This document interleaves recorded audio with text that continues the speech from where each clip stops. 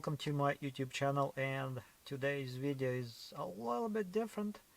It's so short and simple. I guess it's so simple that I don't even feel right making it, but it's one of those topics I have not covered yet on my channel. This is an automatic transmission shifter knob, and this car is it has an automatic transmission. This is an E46, by the way. But these automatic and manual shifter knobs are totally interchangeable on E46 and E90. So I guess today's video is going to be about how to remove and replace the shifter knob on automatic transmissions. Like I said, E46, that's what the car is in this case. E90 is exactly the same. E82 and E9X, I guess that's what it should be, because back in the day E46 was one chassis code that covered all the cars, including M3. When E90 happened, that developed into a lot of different digits and numbers, different numbers, I guess. In any case, this, by the way, is I think E90 automatic transmission shifter knob, so if you need to remove it, it's exactly the same idea as with the manual transmission shifter knob. You just basically have to pull it up. There is a lock-in ring or whatever. It's all plastics here, but the shifter lever is metal. There is no screws. You don't have to twist anything. No need to twist anything. You just pull this thing up.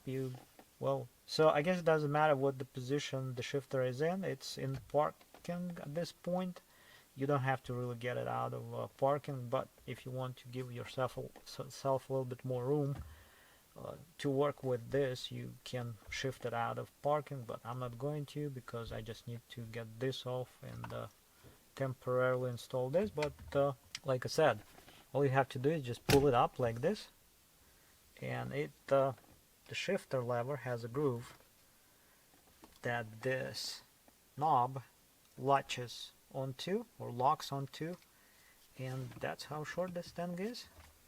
These are exactly identical, and to install your new shifter knob, you just slide it on like that, and you just basically smash it like that. It locks, clicks and locks, and that's it. So E90 shifter knob fits perfectly fine on E46 chassis cars. Well, that's not a bad thing. That's really a good thing, because there is a space for imagination, I guess. Well, that's how you do it. I tried to make this video a little bit longer because literally this can be just an 11 seconds how to. YouTube doesn't like those unless you do shorts, and I hate shorts with passion. In any case, that's it for this video.